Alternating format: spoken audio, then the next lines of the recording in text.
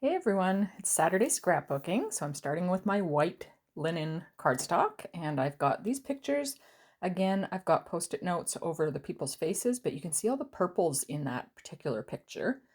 And this one mostly is covered up, but there's some purples and some greens in here. And then this one is also covered, and there's a little bit of greens in that picture. And then those are basically going to go there. And for the second page, I have these cool trees. This one has these birds' nests hanging all over in it. It was really cool. And then this bunch of bamboo just randomly growing.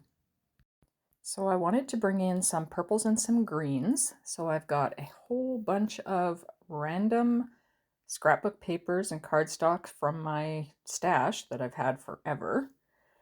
And I'm just kind of flipping through the ones that I picked out that I will use some of these. I wasn't quite sure exactly which ones. I knew I wanted to use that one because that's just really pretty and incorporates the purples and the greens. But what I'm going to do off screen is cut a bunch of these papers down to some little banners with dovetails and strips of paper, and you'll see in a moment here I've got everything cut and kind of laid out. And I'm bringing out my Stitched Circle Nesting Dies by Prism Studio, and I'm going to use some of those papers and cut some circles out. So they're all cut and layered, and I'm just taking my tape runner and I am sticking those layers together. And I'll just pop them off to the side once they're stuck together, because then I'm going to take everything off of these pages and start actually adhering everything down. I finally did go out the other day and buy some refills for my tape runner, so this makes it so much easier to put everything together. And here I'm bringing the picture out just so I could line up how far in I wanted those little banners to go. And I do make a bit of a mistake here because originally I was planning on starting that first banner layered over top of the green strips at the bottom, and you'll see, yeah, I just noticed that I don't have room for that top one. So I'm moving everything down, which is great. That top one still needed to be trimmed a little bit because I didn't move it down quite far enough, and I figured it was easier to trim it than to move everything again. So it was an easy fix. And again, I'm so sad that I can't show you all the pictures on this page because there's all the people that I didn't ask permission to show their faces. But basically, this was a Sunday morning gathering, and there's a couple pictures of just crowds of people, a bunch of people that we met, and then the bottom picture is Mike and I with some of the students that we worked with. So again, I'm just lining these pictures up to make sure I have the spacing correct and adhering all of these in place. And then I will place these circles back kind of on top, but I'm not going to stick them down quite yet.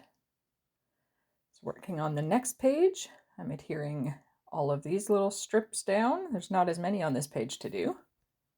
I was really happy that I could find several papers from my stash that weren't in any kit together or anything. They're just random papers, all different companies and stuff.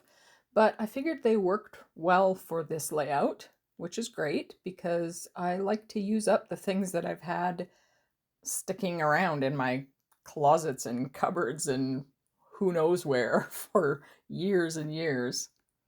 Don't get me wrong, there are a couple paper packs that I have recently purchased that I have used a bit of and will use more because they're just gorgeous. But I do like to use up what I have when I can. These trees on this page here are gorgeous, and they were bordering the parking lot at the Pink Lady, which is this beautiful little restaurant that we went to. We had lunch with some friends there, and it was delicious.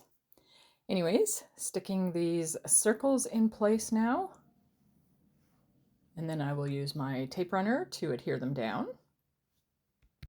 And I am loving how this is looking so far, but I did decide to punch out some little wonky hearts and place them inside those little purple circles, and I'm punching them out of that light green that's bordering them.